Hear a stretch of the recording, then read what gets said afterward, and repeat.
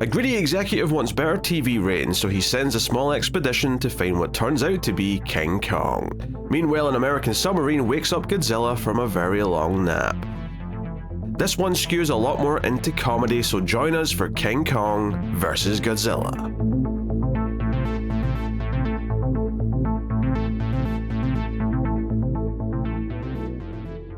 Welcome everyone to the Atomic Cinema Experiment. I am Peter, and joining me as always is David. I come in peace. This is a science fiction movie podcast. We get together and talk about a movie. It's that simple, and today we are returning to the Godzilla franchise. We're working through the classic Japanese Godzilla movies, and today we're still quite early. It's only number 3, and that is King Kong vs. Godzilla from 1962. Not to be confused with the 2021 movie, which has got their names flipped. That's Godzilla vs. King Kong. So, yes, that's what we're going to talk about today. We'll start spoiler-free, as we always do. We'll give you a warning before we get into the spoilers, and if you're enjoying the show on YouTube, do hit the like button. Helps us out a bunch if you do, and you can support everything over at Patreon or via YouTube membership, but I'll tell you more about that at the end of the episode. So, yeah, a bit of a gap between the last movie and this one. You know, but we do have the original director back. Ishirō Honda is directing this one, and it's obviously this I don't know if it was a co-production per se, but obviously they're working with Universal, and Universal did distribute the American version when it was released. Yeah, from what I gather, it was more of like kind of just not a co-production, but a deal of like, yeah, you can use King Kong, but only if we also get the distribution once it comes over here. Which seems fair, I think, all things considered.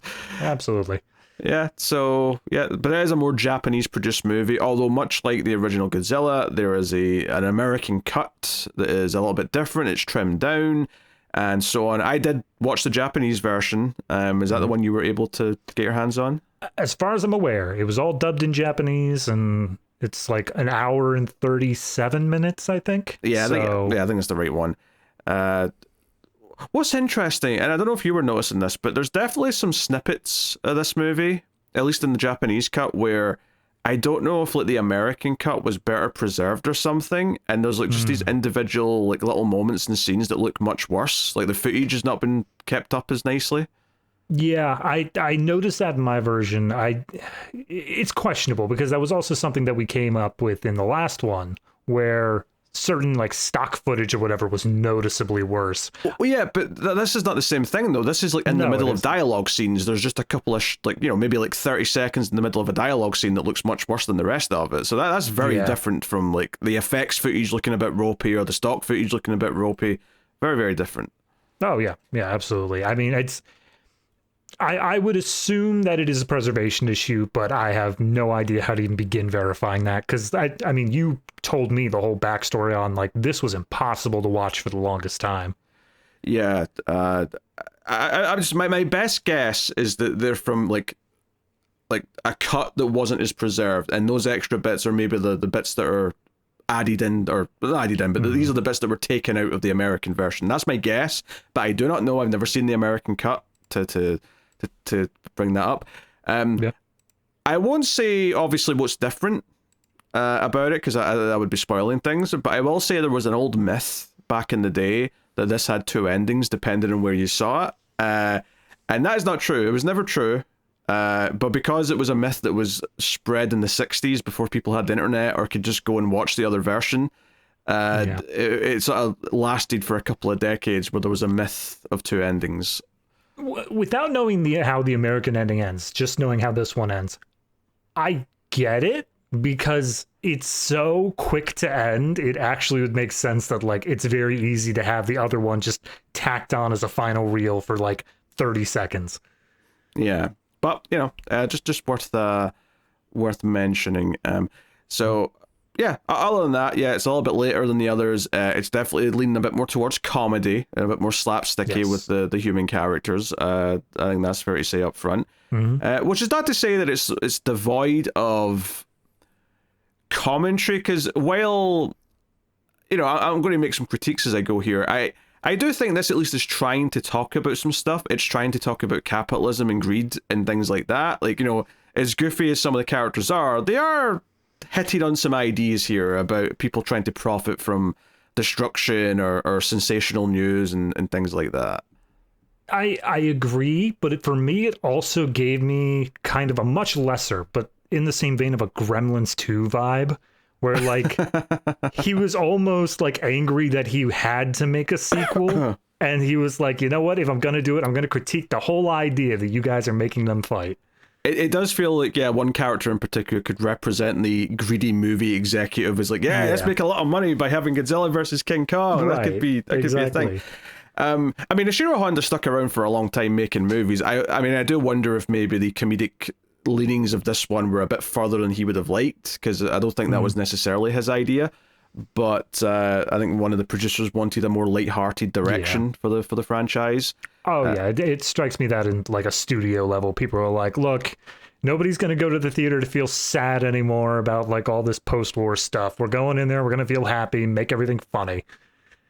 Yeah, and to be fair, there's a couple of things that are fairly funny in here in a very kind of old school way. But yeah, we'll get into all that. So. You hadn't seen this before, so I'm very curious to hear what you thought of King Kong versus Godzilla. I liked it a hell of a lot more than the second one. I mean, that's not a hard bar to clear, but it's there. It's weird because there's a period of this movie where I didn't know the mood it was going for, and it's pretty early on that it gets pretty dead set and like, okay, this is somewhat comedic, somewhat of like a satire sort of thing. But before I knew that was absolutely intentional, I think I was leaning a bit more on like, oh no, they flubbed it again. Oh, this doesn't feel good. And it's only once I kind of realized like, oh wait, no, they're purposefully running with this. This is something that they actually are trying to do. By the time we hit the third act, this movie is just stupid fun. Like it's not trying too hard. It does so many crazy and out there things that are just off the wall. Like I swear to God, like they were just like, how in the hell do we justify this? And then they just pick something out of a hat. Like it doesn't follow any sort of natural logic, but I still found myself cackling at it. Like it was funny. It was actually a good time watching this movie. In terms of like a kaiju movie, there's a fight and it's okay, but it's not like amazing by any means. But no, I would say that this is a lot more focused on the comedic aspect of it, and from that viewpoint I actually think it's pretty decently well made, because the humor has managed to stand up like 60 years plus now after the fact. So I'd say overall positive. You don't need to know a damn thing about either Godzilla or King Kong to watch this. I dare say it would hurt you to know more about King Kong going into this. So yeah, it's good. Yeah, I mean, there's definitely a few like classic King Kong and Godzilla things they draw on or reference, but yeah, they're definitely doing a lot of their own things here, which you know, I mean, I think it's very watchable. I agree that the final fight is entertaining for being silly, and there's a couple of silly, fun moments with characters. I do find myself like not in love with this one. I think King Kong looks a bit shit, if I'm being completely honest. That was part of the fun for me. Because like, when he first shows up, it's like all like shrouded in darkness, and it feels intentional. Like we're building him up, and then by the end, it's like, nah, this is a Muppet at best.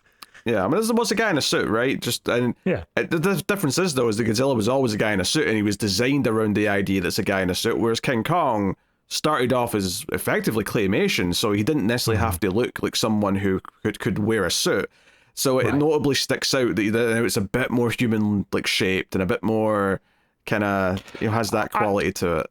Yeah, I think it's safer to divorce this from the idea of the original King Kong and treat it more like a monkey-like kaiju in the Godzilla universe. Like if you view it through that lens, I think it fits a lot better. Sure.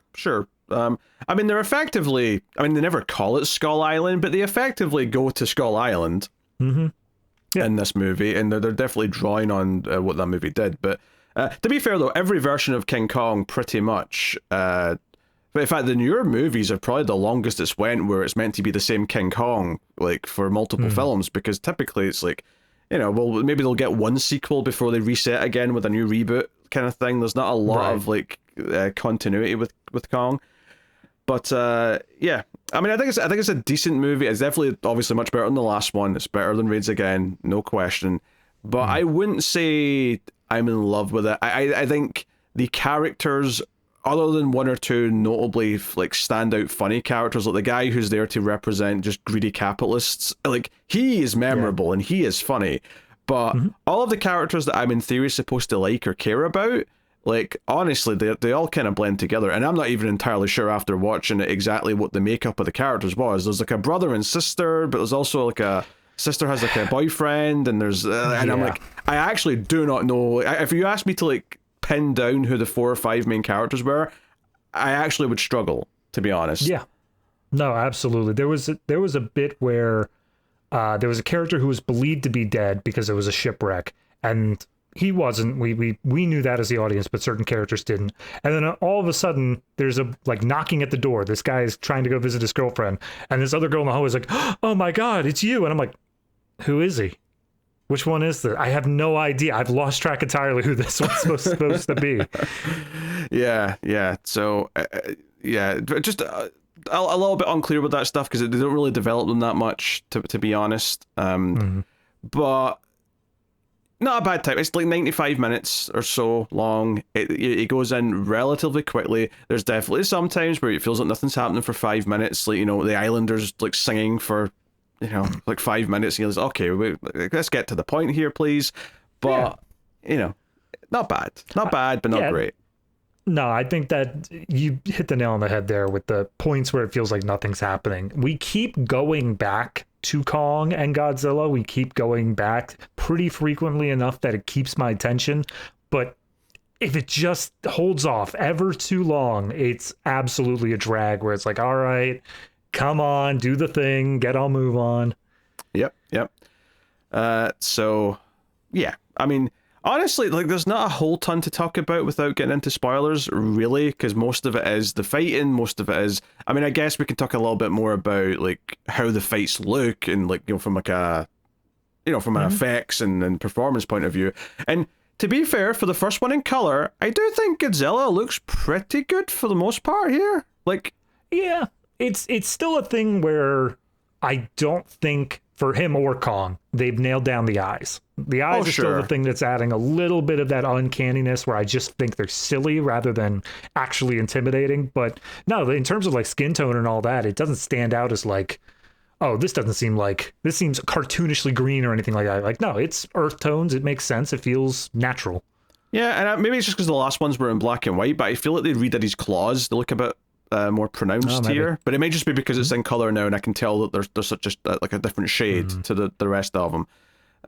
But I mean, I think Godzilla looks about as good as he's probably going to look with this type of like way of doing it, with this until type the of 80s suit. reboot, probably. I imagine so. I don't know if it's going to look much better than this. So credit where it's due. There's not actually a lot of stuff involving like the cities or buildings compared to the last ones. There's a little bit. There's one or two buildings towards the end and stuff, but there's not a lot of like rampaging through a busy city kind of thing like the previous ones. There's a lot of countryside and like, oh, we'll go past this one building that's on its own kind of thing. It's essentially the precursor to the, hey, look, it's the Quarry District where they're going to have their final battle over and over and over again. This one, it makes the effort to say in the final fight that we are at a major landmark, but it still just looks like a blank hillscape. Like there's nothing to it. And since they're kind of trying to orchestrate that, it does make sense they're doing it away from populated areas, but, it is just worth mentioning from a visual point of view, it's less interesting. It's less spectacular to look at. I would say the only bit that really has any weight inside of a city is when they are playing on the King Kong tropes, because I guess Universal says you got to do that at least a little bit. Well, they kind of mix King Kong tropes with Godzilla tropes because he picks up a train at one point, which is very Godzilla, right? That was a Godzilla thing. And then, I mean, I guess Kong kind of does it as well, but it felt like they were kind of like, oh, he's doing it in Japan. He's basically doing what Godzilla did in the original movie, but then it turns into more of a King Kong thing because he picks up a woman because Kong likes women. Yeah, and then climbs up to the top of a building. It's just like, that's all he does. That's all we know him for. There you go. Yep. So, the spectacle side is about as good as it probably could be in 1962. I didn't feel like it was struggling too much there. I mean, don't get me wrong. Would I have liked more interesting settings for them to be in? Sure. But at what point are we just redoing things from Godzilla or the original King Kong at that point? So, I will say the one thing that I gave some credit to in the last movie is I was actually pretty okay with the scrappier sort of, it felt like two animals fighting when it was against Anguirus. This one, it's much more choreographed, and because of that, the fight sequences feel more like sequences. They do feel more planned out. They feel more intentional, so scenes can go longer without it just feeling a bit overdone. However, some of the choreography in this is stupid. Like, it's really, really dumb. Yeah, it's cartoony, and like I think that's clear that that's what they were going for, and you know you can sort of like or hate it really, and roll with it. I think with the tone of the comedy in the movie, it kind of works. Obviously, I don't know if people who like let's say you were someone who was a kid in the 50s and you grew up watching Godzilla and like King Kong on TV, and then a movie with Godzilla and King Kong comes out, and you're a big fan. And you want to take it seriously as a teenager, or you're maybe a young adult, and you see this, and you're like, "But I don't want the Batman and Robin version of my characters. I want the serious version of Godzilla and Kong." I could see that being a disappointment for people. It's easy for us because we've got another 30 movies, and there's a whole range of tones and styles for all those. Well, I mean, it's kind of those same sort of, not as badly, but the same sort of drop that we had with the 2014 Godzilla. Being like this really, really serious thing. And then you get to modern day MonsterVerse stuff where it does feel a bit more cartoony. It feels a bit more lighthearted. Not as much as this, but yeah, definitely more in that direction for sure. So yeah, no complaints on that. So it generally looks good, even when it's obviously miniatures. Like, you know, you see like a submarine early on in the water, and like the backdrop's clearly like a painting, and we're in like a little pool with a toy.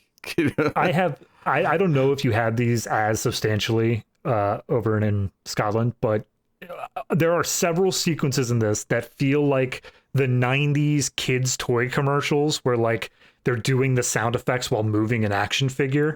Like, I swear to God, there are several times where Godzilla is just like an action figure of Godzilla going rawr, and then they cut away super quick. I mean, we definitely had those ads. I mean, no question. Yeah, so entertaining, but I wouldn't necessarily say it's that good. But it's got a little bit of a charm to it, so I can't be too mad. It's kind of funny though. This is the one that's harder to get to because it's the only one that Criterion don't have the rights to in the West, and it's like, is it worth it's worth going out your way for completion's sake? But is it one of the ones where you're like, oh, I'm glad I like sought this one out when it's the hardest one to get out of that initial run? And no, it's not even close to being one of the more interesting ones of this original 16. Yeah, I also think it does stand out as like a little bit of a weirdness in the series because, like, you know, we in this early entry stuff, we very quickly get to things like Mothra, Ghidorah, stuff like that. It does feel a bit weird that so early on in the franchise, we have what is essentially an intercompany crossover to King Kong before we get any of that other stuff. So missing it almost feels more in line with like what the canon should be of, no, clearly the first thing he needs to run into is Mothra, and then we go on from there. Yeah, but I think a big reason why they made all those movies is because this one is one of the highest grossing, if not the highest grossing in Japan of all the Godzilla movies. So clearly it reignited the interest, and obviously Mothra came out somewhere around here as well, the standalone Mothra movie. So that was 61. Yeah. So the fact that the next one is Mothra versus Godzilla is, you know, makes a lot of sense. And, you know, it's the last time Mothra will ever get top billing in that title. I'll tell you that right now. There's no way that I knew one of those would come out and they'd call it Mothra versus, it'd be Godzilla versus Mothra, baby. And you know it. Yeah. I mean, Mothra has standalone movies after that where, of course, it gets top billing, but still. I mean, so is King Kong, but that new Godzilla Kong movie was still called Godzilla versus King Kong, wasn't it? Yeah. Even when it was pretty much a Kong movie, Godzilla was just there for it. Yeah. So, hey, it is what it is. So we'll give the spoiler warning so we can start talking about it a bit more freely and don't have to worry about giving anything away. So you've been warned, spoilers from this point on. So, were you excited about the tree branch? Because it's probably the most iconic moment in this entire movie. I'm going to say no, because I'm not sure I know what you're talking about. I remember a tree branch, but I don't know what was so iconic about it. gets shoved in the mouth. You've not seen that gif like 100 times on the internet? No, I have Really? not. Yeah, They even referenced it in the new Godzilla Kong with the axe, try to put it in his mouth. I guess I'm just absolutely. I don't do a lot of GIF searching. I guess Tree Branch Godzilla. It'll come up immediately. Here? I'm sure. Okay. Yeah, I see it. I remember this moment from the movie. I didn't realize it was so iconic. All right. Yeah, it's a funny moment. Like it's not it's taken seriously, but yeah, it's fair enough. Right. All right. There's so many moments like that in this movie, though. My favorite was during the was it the final fight or was it that? It was the final fight where Kong's throwing boulders, and then all of a sudden he decides to start somersaulting. And then after one somersault, he bangs his head on a rock and passes out. Well, hold on. That's my favorite moment out of the whole thing. I just want to clarify something for non-Americans here. Is Americans don't use the word somersault correctly. He's talking about forward rolls. Okay? Because what a somersault to the rest of the world cartwheel. Is it no, not a cartwheel, that's different. No? Oh, okay. Cartwheel's going sideways. A somersault is where you jump off of your feet, rotate and land on your feet. Yes. That would have been more impressive. Yes, that's what I'm saying. Like, what you're describing sounds even more insane, which is why I'm clarifying this. You're just talking about a forward roll. You're talking about a tuck and roll. Correct. Yes. Correct. But it is still like he just bangs his head, and then Godzilla's like, I didn't even do anything. He just knocked himself out. Yeah. No. Kong's a big bitch in this movie, unsurprisingly. And yet he has like the craziest power that is heretofore never mentioned. No, this is not a power. Just out of nowhere, when he's getting his ass whooped in the final fight, like he's done. Godzilla is burying him with rocks. He's actually digging him a grave, right? Yeah. He is done. Out of nowhere, he gets struck by lightning, and all of a sudden, Kong's punches have like sparks, as if he's like doing electric punches. He got struck by lightning, and the people in the helicopter say Kong's true power comes out after he's struck by lightning.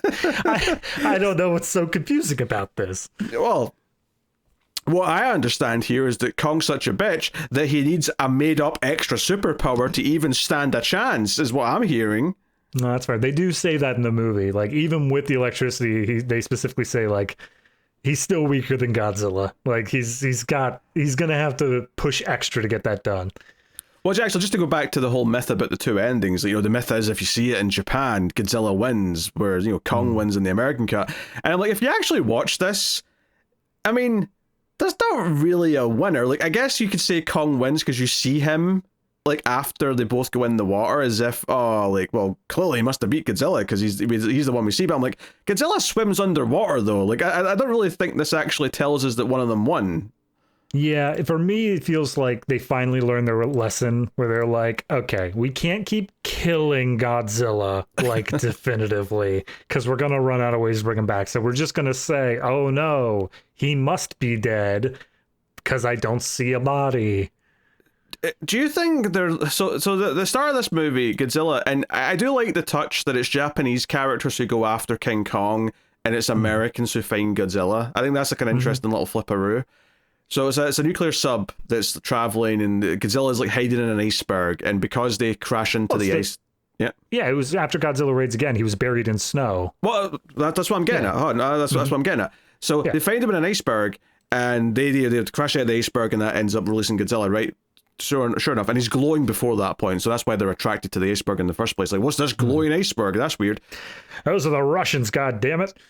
So what I was going to ask, and clearly you've made up your mind here, being buried in snow on an island does not mean you're an iceberg. That's not an iceberg. That's snow on an island. No, but they did specifically open this up by saying that, like, big pieces of the Arctic shelf are being, like, separated off of stuff because of global warming. Like, I think that they specifically are doing this to say Godzilla was frozen and now he is freed and he's floating in the ocean because of this breaking off of the ice shelf. But that didn't break off of the ice shelf. This was an island near Japan. Well, yeah, look, you got to give him a little bit of something. Give him a little bit of rope to play with here. This isn't a leeway. This is completely a different thing. What are you talking about? I don't know. It seemed to me like they were specifically trying to play off on, here's how the last one ended and here's how we're going to pick it up here. I get that. I get that them saying he's been frozen since 1955 is them saying the snow plan worked, but that's not what an iceberg is. That's just snow on a mountaintop, on an island. That's very different. But oh yeah, no, absolutely. There's no way it should have worked, but they were like, look, we're not going to do a whole island thing. We're going to set a tiny little ice brick in this miniature lake that we built, and we're going to just put it there. Yeah, I'm just saying they've like ice, snow, those are kind of close, but that's enough. We don't need anything else to make sense. It's just that's the only correlation we need. And that's what they've done. So absolutely. Yeah, he wakes up out of the ice, and that's Godzilla. He's in the submarine, obviously, just is doomed. They just sink. Yeah. There's even a shot when they're looking up inside the submarine. There's just like fire like coming from the ceiling because apparently the atomic breaths just melt in the top of the submarine. That was the first moment that I had like a lot of actual hope for this movie, where I was like, it just shows this billowing fire effect, and like it's fire that is being viewed from above, so it has this very like menacing sort of water-like quality to it. And then you hear the Godzilla roar and they cut away. I'm like, all right, that's a good introduction for Godzilla. That's menacing as hell. Yeah, no, it looked good. Meanwhile, in the actual plot that kicks us off in the movie is that so our main capitalist, Takeo is his name, or Takeo? I'll go Takeo. I believe it's Takeo. I want to call him Taco. We can't. See, the taco has too many correlations to a delicious lunch. I know, that's why. I love it. But Takeo is upset because he's a head honcho for a pharmaceutical company, although he's part of the advertising side of the pharmaceutical company, and he's concerned that the TV show, the science TV show that they sponsor, isn't doing well in the ratings. So he takes it upon himself to want to send out his people to go and jazz things up, and he talks to a scientist who claims to have been on an island, which is basically Skull Island, although he never calls it that. He's like, oh yeah, there's natives, but there's a big giant monster there, blah, blah, blah. So he sends his two goofball cameramen to go and capture this giant monster, which just feels so... Like, if you imagine the original King Kong and how they send like an entire ship of men and they struggle, half of them die, and it's like, oh, this is a real challenge. And like, these two goofballs who can barely like form a sentence, these are the two that are going to go and bring down King Kong? Yeah, of course. They have modern technology and weapons and TNT. Oh, of course. Yeah, why not? So there's a bit of story here. One of them's got a sister who's dating this other guy, and they kind of... And I thought that's when they were like, oh, we're going to get to know these characters, and then I feel like we, other than when they're in danger later, that's the only time they ever come up, pretty much. Yeah, and like, look, this... I was invested. I was doing whatever I could with the plot and being like, okay, here are the characters, here are what they're doing. But like, this is one of those periods where I know we're early in the movie, but I'm already like, this is dragging. This is taking a while. I mean, what was getting me is obviously they established that she had a boyfriend or a partner in this scene where the brother comes round and she's made them both dinner and he's complaining that his steak's bigger than his, which is, just, stupid, petty, funny stuff. And the brother is definitely the one who's one of the two guys on the island for the company, right? Try to get King Kong.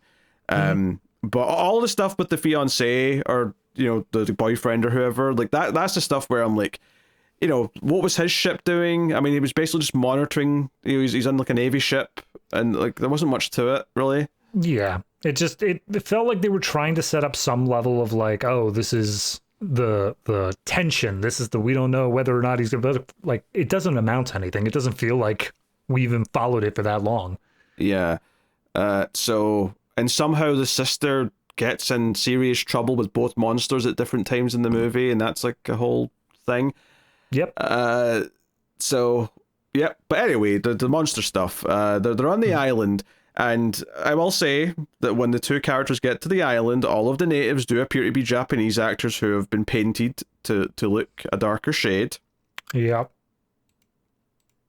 I'm not going to say anything about it. I'm just going to state it. Yep, they did it, and I don't think it was particularly the same way that like the new Kong 2005 movie, that one. It didn't feel like any of them were particularly trying to be like a specific people's. It just feels vaguely tribal. Yeah. So, that is what it is. And they're very impressed with the radio and music playing. Like, basically try and bribe the tribe with electricity and gadgets and smoking. That's one of the few jokes that I feel like has actually aged, because I have to imagine that whatever song played when they turned on the radio got the most laughs out of the audience. Like, it had to have been like a really modern pop song or something that everyone's like, ha ha ha, yeah, that one. Yeah, I don't think they even had. Well, 60s. I mean, pop basically started in the 60s, right? Mm-hmm. With like the Beatles and stuff like that. Yeah. So, is this predating the Beatles? I mean, when did the Beatles become big in the 60s? I mean, I don't know when it spread to Japan. That's the thing. When did Japan get in on the pop scene? I just mean the actual idea of, like, you just mean popular, but I'm just meaning like actual what we call pop. I feel like we actually still be predating that slightly. I mean, Beatles was late 50s. I feel like they started. So oh, was it? Okay, fair enough. There'd probably be some style similarities in the zeitgeist by then. But yeah, regardless, they're hanging out, and this tribe make like this juice from this red berry, the pharaoh berries that are on the island, and that ends up being a big plot point. Because when a giant octopus, and this is all sort of nighttime, and they have it in a fair bit of darkness, so I didn't even realize it was an octopus right away. It was like, oh, something slimy here, what's going on? And then you sort of start to make out the tentacles, and you're like, oh, there's an octopus on land, and it's huge, and it's like, okay, this is kind of fun, it looks good. It terrorizes, like, they try shooting at it for a bit, and obviously that does absolutely nothing, as you'd expect, until Kong crashes down the gate. And yeah, Kong's first tactic with everything in this movie is to throw rocks and other random things at it. Yeah, well, it would be barrels, but Nintendo was already ready to sue at that point. Donkey Kong did not exist yet. In fact, you say that, you make that joke, but it's actually the opposite. When Donkey Kong became a thing, Universal came knocking, been like, wait a minute here. Yep. You're calling your ape character Kong? We're going to have some words about this. I mean, I think both sides made out fine. I don't think either side, like, it feels good after the fact. Oh, I mean, yeah, but it's been decades. Like, this is kind of like saying, oh, like, movie theaters were worried that television would stop them from being successful. That it sounds silly to us now, but like, there was a time when that was a concern. Dude, I watched, completely unrelated, I watched a video the other day of how concerned railways and stuff were in the UK about the car industry. And so they had a bunch of laws passed that like ruined the car industry for like 30 years in the UK. That's funny. Yeah. I just imagined, like, because what was it? There was a law that like cars could only go maximum like 4 miles an hour, and you had to have somebody walking in front of the car at all times to like wave people out of the way. Oh, this is going far back then. I have to imagine this was done by like the 50s at the very least. Oh, I'm sure. Yeah. No, that's funny. Yeah, just it's kind of like oil companies today trying to like, oh no, we have to like screw over all the green energy options as much as possible, so we still make shit tons of money. Absolutely. Yeah. Luckily, that has definitely gone the right direction, right? Oh yeah, world's in a great place. Yeah. So yeah, anyway, so Kong, wins, right? Wins the fight, and bizarrely, the tribe just put him to sleep because he starts drinking the red berry juice, and that makes him sleepy. So they do some drums, and he just goes to sleep, and then. Basically, it was not a smash cut in the moment, but basically next time we see him, he's been tied to a raft, and the two guys are like, we've done our job, we've got King Kong. And I'm like, what the hell? That was easy as shit. I mean, in one way, I appreciate it. I appreciate the fact that, like, we're not going to dick around, we're not going to, like, do this whole thing when we know that the whole audience is just there to see King Kong versus Godzilla. Like, we're going to get to that as quickly as possible. But yeah, it does feel weird when you take in the larger consideration of, like, A, this is supposed to be in the Godzilla universe. We know what it took to take out Godzilla. And you're telling me that this ape that just gets drunk and passes out is going to take on Godzilla? It doesn't seem likely, but the movie makes us want to at least pretend that that's an option. Yep. And yeah, I mean, maybe you could have done something like, I don't know, one of the tribes, like kids or something, like is taken to the mainland, and Kong wants to come and like get the kid, or I don't know, something to draw him to the Japan mainland rather than. I think the more obvious option, which would have also helped the plot of the movie a little bit, is when he's fighting the octopus, have him get more injured. Have him be like really messed up. So it makes sense that the humans can get him, but then it also, when Kong and Godzilla have their first fight and he loses, you can have them say like, he's not up to full strength yet. He's still healing. We can give him another shot. No, instead he just gets his ass kicked that first fight. Right, exactly. Right. He literally faces down nuclear breath and he's like, I got nothing to counter that. I'm out. Yeah, I'm he runs leaving. away. He runs away like a coward. Just let it be known, right? Kong's a coward. Coward Kong, you might even call him. I'm for anybody who's just tuning in, it may not be obvious who Pete prefers out of Godzilla and Kong.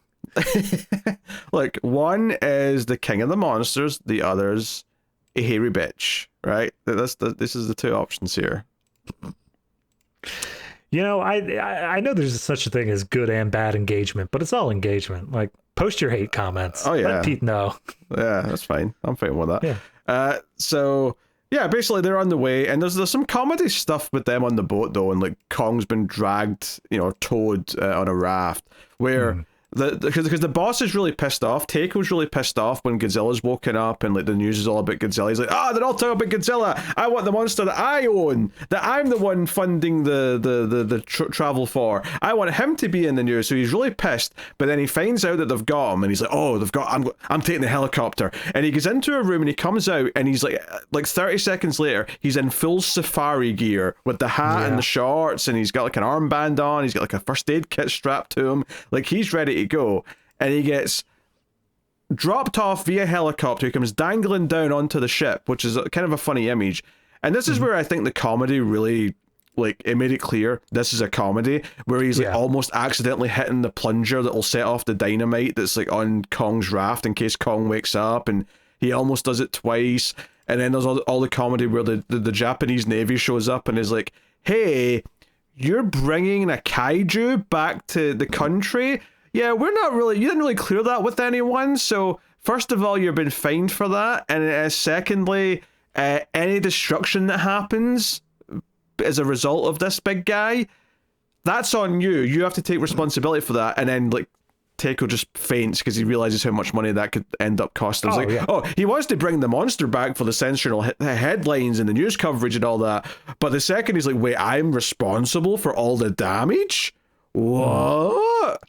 I will say, I think it might have been in this conversation, might have been earlier, but they do specifically point out, like, we're going to get King Kong, for the spectacle, for having him there, but also for the express purpose of saving Japan from Godzilla, because at this point, Godzilla is going to be making his way back to Japan, as a bunch of scientists have pointed out. Yeah, well, they make some guesses. They're like, yes, we're sure Godzilla's coming back. Why? Because it's where he was born. And I'm like, is that technically true? I don't know if that's what the first film actually said. I don't think he seems too keen on Japan. I'm pretty sure he hates you guys. Seems to have a bit of a vendetta. But, I mean, I suppose symbolically it is kind of a nice little touch that he's woken up by a nuclear submarine, because that ties back into the whole... more nuclear stuff's happening, so that wakens up Godzilla. Okay, that's fine. If this were not a comedy, I guarantee you this movie would just be an absolute metaphor for the Cold War. You have an American monster and, I mean, not Russian, but you can make it work. And then they're both fighting each other, and what's at stake is the rest of the world. Yeah. If I'd held, I mean, this came out right around the Cuban Missile Crisis, so it's like very, very, very relevant at the moment. Exactly. That's probably why they made it a comedy. They're like, we can't take any more of that. Please, please, just like make it peaceful. So Godzilla, like, there's a sequence where Godzilla goes rampaging the countryside, and this is actually where the guy comes back and goes looking for his girlfriend, and she's on the train. And like everyone else is just running away from Godzilla, but she's kind of and I will say probably the best visual moment in the movie to me, other than maybe the end of the submarine part, is when it actually almost feels like Godzilla's stalking one person through the countryside, and there's kind of a few cool shots of like him in the background and her running and stumbling in the foreground, and it does kind of feel almost like, is he actually hunting her? I mean, I don't think he actually is, but it kind of feels like he is, just in the way it's framed. Yeah, no, I think that this sequence, because it immediately goes from this Godzilla sequence to the King Kong individual sequence that we'll get to. But Yeah. I think both of those do a good job of kind of doing the hearkening back to the original. They obviously, the King Kong does all the tropes and stuff that we mentioned, but this Godzilla is the one time where it feels like, no, this is why he's a menace. This is why he is a threat to Japan, rather than just he's a dude in a suit who keeps batting his tail around at the guy in the monkey suit. Yeah, and there's even the kid, the neighbor has a kid who's like, Mom, can we go see Godzilla? And she's like, no, you idiot child, we'll die. I think she says something like, he's not in the zoo, you dumbass. Like, he's gonna kill everybody. I want to go see a nuclear bomb go off. That sounds like fun, Mom. Yeah, no, it wasn't. Trust me, I was there. Oh, that's dark. All right. Yeah. I was just comparing Godzilla to nuclear bomb, but yeah, okay. Yeah. So the Godzilla sequence is fun. That wraps up, and there's I think the military, they try to execute a plan here where they're like, all right, Kong failed, he sucks, we're gonna have to do our own thing, and their plan is essentially no, because they've not fought we're yet. not there yet. Yeah, but they've not fought yet. Have they not? I thought the way we were talking about it, that Kong pussyfoots out and leaves. No, we mentioned that, but I don't think that's actually happened yet. Oh, okay. Sorry. Yeah, we brought that up. We were already at that point. Fair enough. But you did remind me of something though. Is that when Godzilla first wakes up, it cuts to like a bunch of toy tanks coming out of like a base. Yeah. And I'm like, where is this base? Like, how close to this frozen Arctic area are we looking at here? I mean, I'm fine with it. I just like how Godzilla turns around, like melts one of them, and it's so obviously a toy tank. Like, it's not even trying to appear to be real. Yeah, you made me think of that, because I think it's after this, because King Kong, I think, is still in the water at this point, and then he wakes up, and then when he gets to the mainland, they do, they encounter each other briefly, and like I said, some rocks are thrown, atomic breath just makes Kong go, oh, no, I think I'll just go this way instead, then I'm out of here. What I don't remember is that before or after we get his like solo sequence where he eventually like picks up the woman, like the sister from the train. Yeah, that all happens after. Yeah. That is immediately following, because that's what I thought we were at in the movie. Yeah, because that directly leads to like how they get Kong to Godzilla, which is so yeah. There's a whole rampaging Kong going through everything. He kind of ruins their trap for Godzilla, because their trap. They tried to bury Godzilla at one point by like having him fall into a hole and then set off a bunch of dynamite. That was what I was going to mention, is they dig a giant hole, blow it up, and he just falls in like a chump, and then he climbs back out, and it's like, damn, we thought that would work. It's like maybe the least effective like plan to take down Godzilla I've ever seen. It was horrific. Yep. But they have another plan where they're like, 1 million volts, and I love the idea that someone just throws out that number and not really understanding the context of what 1 million volts actually is. But like, 1 million volts, can we do 1 million volts? Is that possible? It's like, well, it's in theory we could do 1 million volts, so let's give it a try. But Kong ruins that plan because he walks through all the power cables that they were using. To deliver that. He like just doesn't even care. He like grabs hold of it, and that's where they realize like, oh, wait a minute. Turns out Kong's an electric type, and he gets fueled by lightning. Let's keep that in mind for a future event. Yeah, something that's never come up before and never will come up again is Kong's electric prowess. That. You wait for Supernova to come out, and we'll see if Kong gets struck by lightning. Oh, jeez, I don't expect it at all. I hope for it though. I want it. Yeah, but yeah, no, I mean, it's a fun sequence of picking up the train and all the rest of it. And he picks up the woman, and I almost thought they were going to do, in the original King Kong, there's that moment where he picks up the wrong woman in the city, and he's like, "You're not my blonde," and just throws her over his shoulder. I was almost thinking they were going to do something like that, but I guess. Yeah. That would be so hard. Like, just have him picking up woman after woman, just being like, "You're not blonde. You're not blonde. You're not blonde." It's like, someone find the only blonde girl in Asia. But he keeps a hold of her, and obviously sometimes that means we get a wonderful visual of the toy in his hand, because it's obviously a guy in a suit holding a toy. That's the thing. Like, I didn't mention it at the time, but like that fight scene with the octopus, it's in darkness. It feels a little like, I really like the way the octopus looks. Obviously it's a real octopus, like it's not fake until it latches onto Kong's face. Yeah, but I like that fight scene. It makes Kong feel a bit more real because it is interacting with this real object. And then as the movie progresses and we get to see him more and more in the daylight and we get to see like the guy in the suit lumbering around, by the time we hit this point, he feels so fake. He feels so cartoonish. It's just like, yep, this is a guy who's carrying around a doll. That's all we're doing. And what's funny is that the military have sort of surrounded him and he's on top of this like building, and it's not like a skyscraper, it's more like a, you know, it's like a Capitol style building, you know, it's like a sort of point in the middle. Yeah. The wiki says it is the National Diet Building. There you go. I think it seems like basically their Capitol building. It's where Parliament meets. So sounds like that's where all the Weight Watchers meetings are held. Yeah. The National Diet Building. I thought it would be skinnier. Oh, well. But they've surrounded and they've got like cannons all pointing at him, and then it's, you know, obviously one of our main dudes runs up and says, "Wait, he's holding my sister," and they're like, "We can't hurt him without harming her." And part of me thought they were just going to say, "Oh well, that's one collateral damage we can live with," but gotta do it. But they pause and they come up with the idea of like, can we get the red berry juice, the Pharaoh berries? Can we get that to him? So. Yeah, they come up with that idea after he tries his idea of running up to the edge of the building and screaming for Kong to put her down. He's just like, "Hey, stop it! Get rid of her!"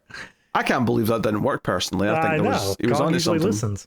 Yeah. Yeah. So they end up like airdropping the red berry, like almost in like a gas form, or at least it looks like a gas form because of the way they're dropping it from helicopters. Yeah, it's like a mist or a rain or something like that. And I'm like, this is like chemtrails. They're dropping like alcohol chemtrails onto Kong. And I'm watching the scene and I'm like, okay, yeah, they've established that these red berries make him sleepy. And so this is basically just a massive sedative. Wow. Okay, this works. But there's one more element that needs to be in play. There was something else that happened when he went to sleep earlier, and that was the tribe drumming. This is where I was like, okay, this is just out and out of comedy, because like, okay, you want to say he has a sedative, fine, sure, whatever, but you also want to play him as lullaby? Okay, go ahead, do your thing, movie. Yep, the brother's turned over some bins and he just starts like banging on them with drums, and somehow it sounds like the perfect thing, like the tribal chanting like is being played back on a tape recorder or something. But it works. Kong goes to sleep, and then the idea is balloons. God damn it! I look, earlier on they established that like the brother or whatever is super scientist. He's very smart, and he's developed this tensile strength thread cable, whatever, that is stronger than steel. And they say like, how do we get Kong over to Godzilla? I know, we'll use your tensile strength stuff. And then just like smash cut pretty much to this giant ape on like marionette strings being held up by at least like 20 giant yellow balloons just floating peacefully across the countryside. And I'm like, oh, the writers have gone insane. There's no way that this was ever meant to be anything but just a fever dream. Yeah, just as one quick correction, it's the sister's boyfriend that's invented the string. The boyfriend. Yeah. See, I really couldn't tell who was saying it at that point. Yeah.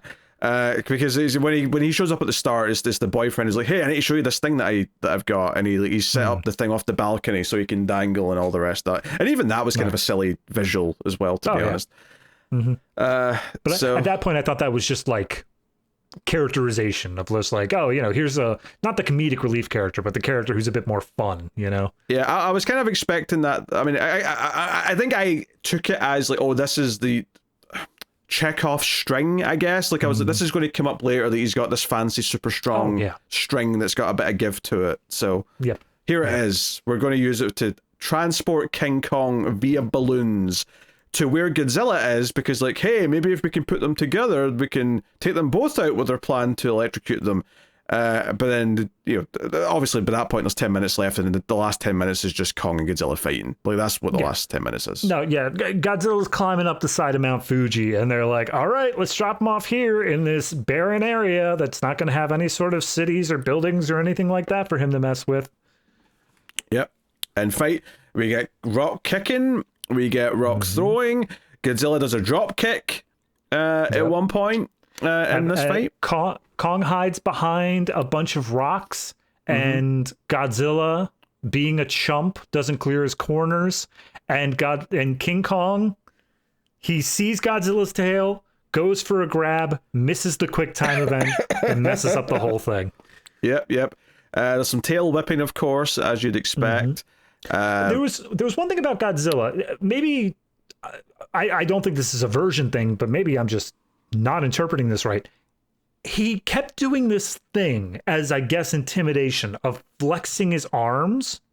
And every time he did that, there was a sound effect that I can only describe as the sound effect when you try to use an item in a video game, but it is disabled for whatever reason, where it's just like a every time.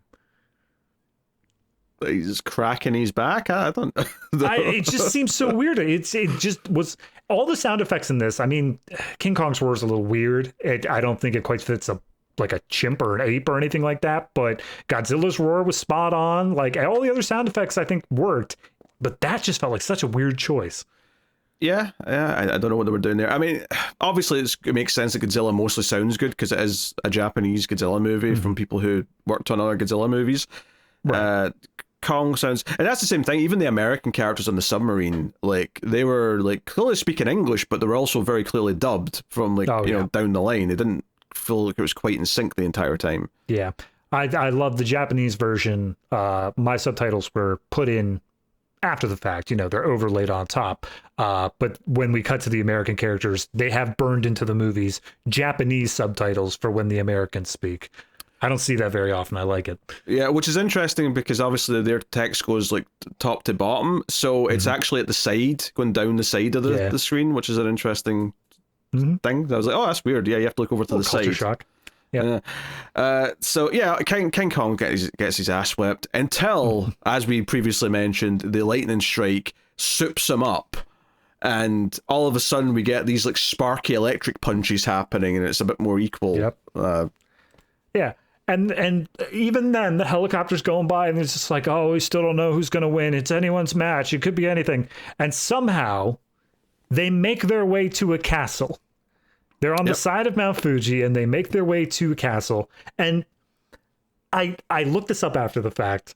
Apparently, this castle was made essentially as a tourist trap. Like it was made much later than all the other feudalism like castles of the time, but it was built in that style to basically just be commercialized. And so because this movie is so against the capitalists, we have Godzilla and King Kong just stop fighting each other, get on opposite sides of this castle, and go full rampage mode of just breaking it down as fast as possible.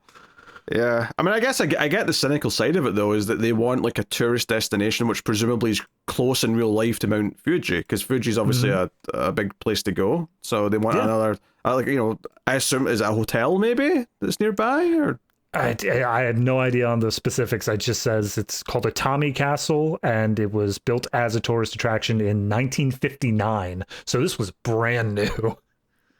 That's so funny, because I was thinking this looks like a classic Japanese castle, but no. Yep. Fair enough, it's brand new.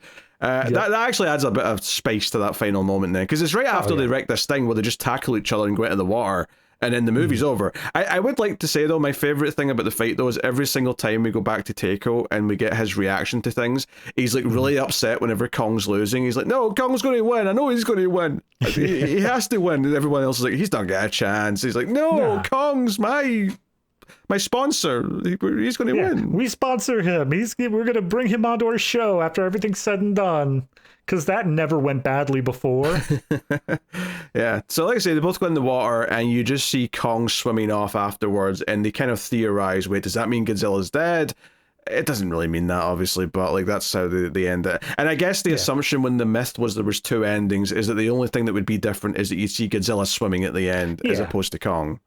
That's what I'm saying. It feels like that last 30 seconds, you just swept out that one shot and take an alternate take of someone saying, oh, Godzilla's going back to his wherever he goes that's not Japan.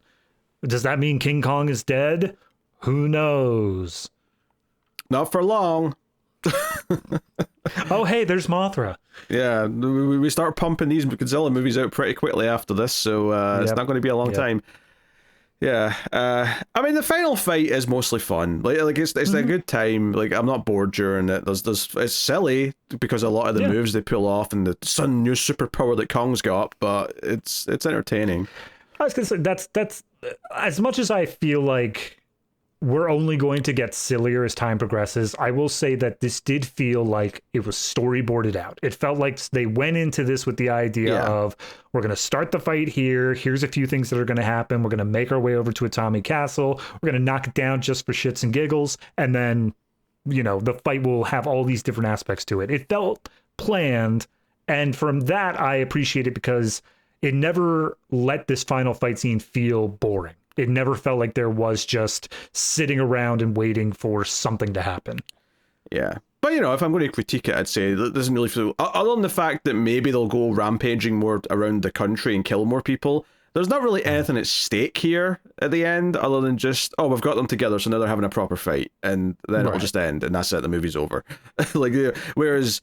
You know, a more thought-out movie, I think, and this is what the modern movies... And this is not to say that the modern Godzilla versus Kong some work of art or anything, but it does try and build up some sort of rivalry so that it means something when they're fighting, and then there's like an ultimate villain to team up against and all that kind of stuff, because you kind of need that to tell a story. So there's not much story in this movie, I think it's fair to say. Yeah, but I also think that that's kind of a side effect of who we're dealing with at the time we're dealing with it, because obviously King Kong, while big in cinema, hadn't really had anything in several decades at that point. And then Godzilla has been also gone for the better part of a decade as well. So this isn't a thing where it's like, oh, two titans of their own or whatever. It's like, no, these are kind of B-tier things that we're throwing together and just hoping it works. Yeah. I'm given the critiques that I think are there to give. I'm not even necessarily saying that they should have done better at the time, but just, you know, if I'm going to critique it in a sort of universal sense, that's what I'd say about it. Oh, yeah. I think that the rivalry aspect of it is something that is a bit more recent. It is a bit more seeing these things take more of a form in terms of the American one and the Japanese one, whereas I don't think that was entirely the viewpoint back then. Yeah. Yeah, it's a decent time. You know, I appreciate the obviously they did this in the black and white ones as well, but in color we do get specifically the blue of the atomic breath, his fins lighting up blue.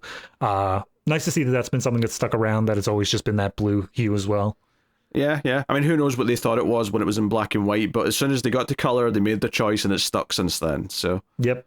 Which, to be fair, I mean, that's one thing where did I learn that? I think it was in Chernobyl, but that the glow of fusion, like of a core, whatever, is blue, like as it ionizes the air. So at least it seems like they did some research at the very least to make it make sense. So it's based on something real, even as silly as Godzilla is as a concept. That part, it's kind of like how Superman's X-ray vision doesn't go through lead because actual X-ray vision can't see through lead. Right, even though the concept of X-ray vision is patently insane. Yes. No, that's a nice detail. It's good lore. It's good lore. You know, if nothing else. All right, David, what are you rating King Kong versus Godzilla? I think I'm floating somewhere in the 6s. It seems right to me. I'll go with a 6.5. I think it gets up to that 6.5, not out of like sheer quality for the movie, but also just kind of the stupid fun that it presents. And I don't know how much of that was intentional. Again, like they crack jokes in this movie, and there are funny jokes, but there are also moments in this that feel funny that I don't know if they were supposed to be at the time. And like that stuff, it gets an extra half point for me. It like boosts it up from a 6 to a 6.5 for sure. But like, I'm not going to say it's because it's high quality. It feels almost like an unintentional humor that's just there for the sake of, okay, now it's funny in a different way. Yeah. I mean, yeah, 6 out of 10 seems right to me. Honestly, it's, you know, it's decent. There's some fun moments in here. It's not like a chore to watch by any means, which makes it infinitely better than Raids Again immediately. But it's also nothing compared to the original. I mean, to be fair, very few of them are going to even be in the same league as the original film, but it's not even as good as the sequel's going to get by any stretch. So it's it's got some fun moments, but I would definitely keep expectations kind of tempered going in, and you'll have a good time with some of it. But Okay. that's about it. So 6 out of 10. So there you go. That is King Kong versus Godzilla. Now, I assume you didn't do a homework movie for this week? I did not. I know between this and the next one we do, you guys did cover Mothra. So Okay. I will be doing Mothra somewhere in the in-between on some other episode. Okay, sounds like a plan. So... Good. Well, I'll tell you what's coming next time then on the Atomic Cinema Experiment. Next time, we will be looking at the film from the year 2000, Pitch Black, which many of you probably know is the first of the Riddick movies, and it's one that's just, kind of eluded us to this point, and we're going to finally get to it on the show. So look forward to that next week. It's been a long time since I've watched it. Have you seen it before? I've seen clips. I've never sat down and watched the whole thing. Well, that'll be interesting. So first time watch for David.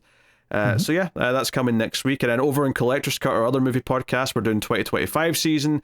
We've recently done One Battle After Another and Sentimental Value. We've got upcoming soon. We've got Sorry Baby. We've got Marty Supreme coming up in a few weeks' time. So a lot of big 2025 movies are happening over there on Collector's Cut. But you can, of course, support this show and that show and all the shows that are done as part of Male Fuzz Movies and TV over at patreon.com/MaleFuzzTV and get access to bonus segments called the Ratings Rundown, as well as a monthly show called Extra Reels, where me and David review some of the worst movies ever made. Most recently, we did a dog superhero movie called Underdog. We've also done actually fun movies, too. We have. That wasn't one of the fun ones, though. No. But there's a whole back catalogue of those now, so if you want to get access to that and mostly just help make sure the shows can keep coming, then you can do that over there or via YouTube membership as well. But that is that. So yeah. Also, like, subscribe, comment, let us know what you think of the movie below. All that stuff helps out a bunch too. Give us 5 stars in your podcast app if you're listening to the show. But that'll do it. That is us. That has been the Atomic Cinema Experiment for the week, so thank you for joining us. We do appreciate it. Keep watching science fiction and computer at Salsa.